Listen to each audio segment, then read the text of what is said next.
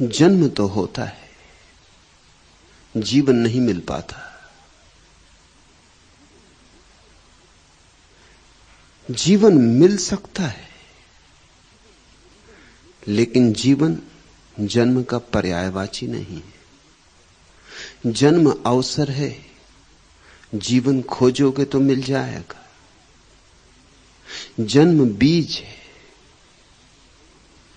वसंत की तलाश करोगे, भूमि खोजोगे, बीज को भूमि में डालने का सामर्थ्य जुटाओगे, मरने की तैयारी रखोगे, मिटने की कुबत और जोखिम उठाओगे, तो फूल खिलेंगे, जीवन के फूल। नहीं तो जन्म और मृत्यु के बीच में लोग यूं ही जी लेते, झूठा ही जी लेते, जीने का नाम ही रहता है, जीवन का कोई स्वाद नहीं मिल पाता। जिसे जीवन का स्वाद मिल जाता है उसकी फिर मृत्यु नहीं, क्योंकि जीवन की कैसी मृत्यु? जीवन शाश्वत है, जीवन अमृत है। जब तक तुम्हें मृत्यु का भय हो, जाने रखना अभी जीवन का पता नहीं चला है। जब तक मृत्यु सार्थक मालूम पड़ती हो, जब तक मृत्यु यथार्थ मालूम पड़ती हो, तब तक भूल मत जाना अभी जीवन की तलाश करनी है। जीवन के मिलते ही मृत्यु एक झूठ है। मृत्यु से बड़ा फिर कोई झूठ नहीं है। अभी तो मृत्यु से बड़ा कोई सच नहीं। अभी तो इस तथाकथित जीवन में जन्म के बाद अगर कोई चीज निश्चित है तो सिर्फ मृत्यु निश्चित है, बाकी कुछ भी निश्चित नहीं है। और कुछ होगा या ना होगा, लेकिन मृत्यु जरूर होगी। जो जन्मा है वो मरेगा। जैसे जन्म एक पहलू है उसी सिक्के का, जिसका दूसरा पहलू मृत्यु है। जन्म और मृत्यु के बीच में जीवन नहीं है। जीवन जन्म के पूर्व भी है और मृत्यु के पार भी है। जन्म और मृत्यु के बीच जीवन नहीं घटता, जीवन में जन्म और मृत्यु की घटनाएं घटती, और ऐसी बहुत घटनाएं घट चुकी हैं। बहुत बार जन्मे हो, बहुत बार मरे हो, मगर जीवन से अभी पहचान नहीं हुई, बार बार चूक गए हो। ए दर्स मैंने लिया मकतबे मोहब्बत से, प्रेम की पाठशाला में मैंने ये पाठ सीखा। ये दर्स मैंने लिया मकतबे मोहब्बत से, किसी तरह जो कट जाए जिंदगी क्या है। ऐसे बोझ की तरह जो कटे, घसीटते घसीटते जो कटे, उसे जिंदगी मत समझना। जीवन तो एक नृत्य है, एक गीत है, एक महोत्सव है। जीवन तो खूब सतरंगा है, बोझ कहां? जीवन तो निर्भर है। जीवन के पास तो ऐसे पंख हैं कि सारा आकाश तुम्हारा हो जाए। जीवन ये कारागृह नहीं है जिसको तुमने जीवन समझा है। ये क्षुद्र छोटी छोटी घटनाओं में टूटने वाला, बिखरने वाला जीवन,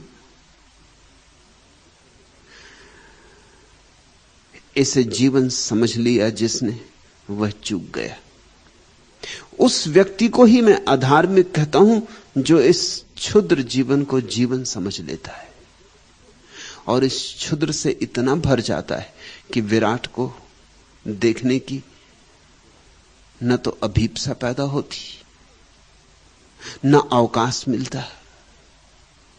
जो इस कूड़े कचरे से, धन, पद, प्रतिष्ठा, अहंकार, इससे ही इतना भर जाता है कि जिसके भीतर जगह ही नहीं होती कि परमात्मा अगर अतिथि होना चाहे तो हो सके। और ऐसा नहीं है कि परमात्मा तुम्हारे द्वार पर दस्तक न देता हो, मगर दीवाने ही सुन पाते हैं दस्तक को, प्रेमी ही समझ पाते हैं उस संकेत को।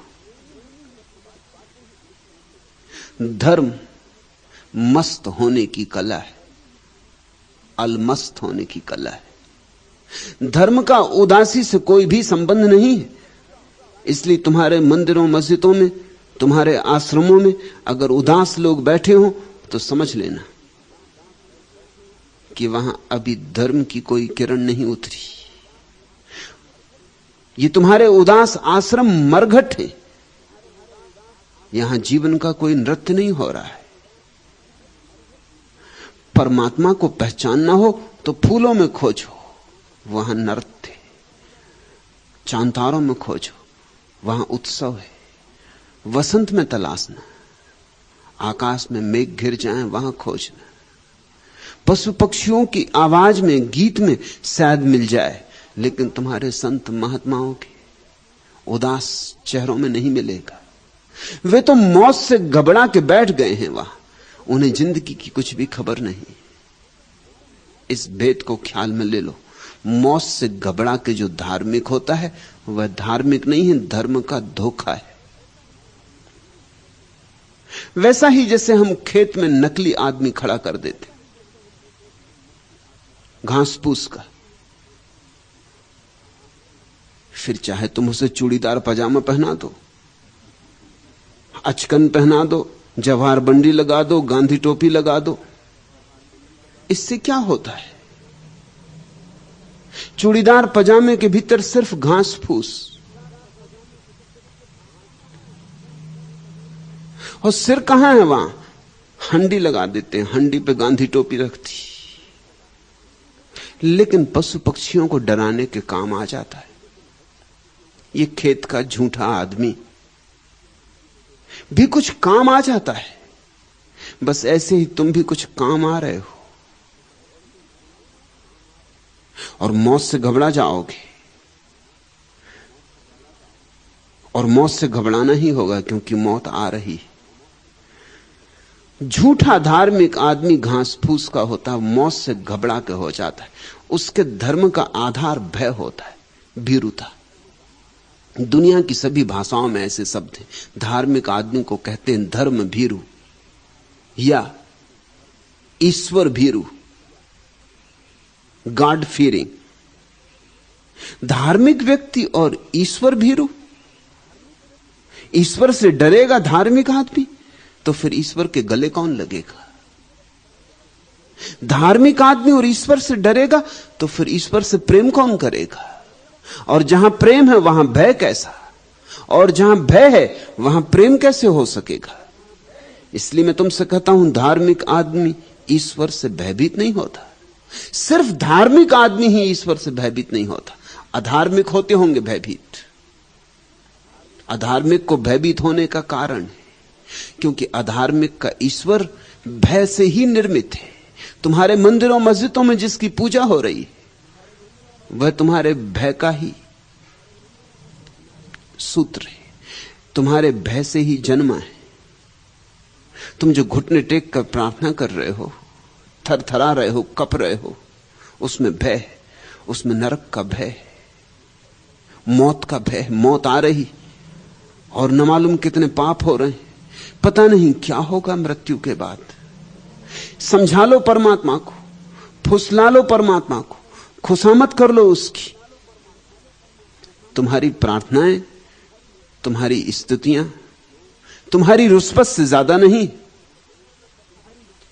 इसलिए जितने दुनिया में तथाकथित धार्मिक देश है वहां खूब रुस्पत चलती, उनके प्राणों में रुस्पत बसी। भारत से लोग रुस्पत हटाना चाहते हैं, हटेगी नहीं जब तक भारत की धार्मिक मनोदशा नहीं बदलती।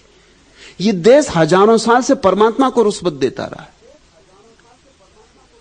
एक नारियल चढ़ा है, सड़ा नारियल, क्योंकि परमात्मा को कोई ठीक ठीक नारियल नहीं चढ़ा था। परमात्मा को चढ़ाने के लिए अलग ही नारियल बाजार में बिकते, बिल्कुल सड़े हुए। अक्सर तो परमात्मा के मंदिर के सामने ही नारियल की दुकान होती, वही नारियल बार बार चढ़ते रहे, हजारों बार चढ़ चुके। तुम चढ़ाते हो, पुजारी फिर रात बेच देता, सुबह फिर चढ़ने शुरू हो जाते। तुम नारियल चढ़ा के परमात्मा को कुछ मांगने जाते हो, तुम कहते हो बेटे की नौकरी लगवा देना कि पत्नी बीमार है। ये रहा नारियल। ये देश रुष्पत देता रहा परमात्मा को, रुष्पत इसके प्राणों में भर गई। रुष्पत बड़ी धार्मिक प्रक्रिया है, बड़ी प्राचीन परंपरा है, इसलिए इस देश को रुष्पत से छुड़ाना बहुत मुश्किल है। जब परमात्मा तक नारियल से मान जाता है तो आदमी की क्या बिसात।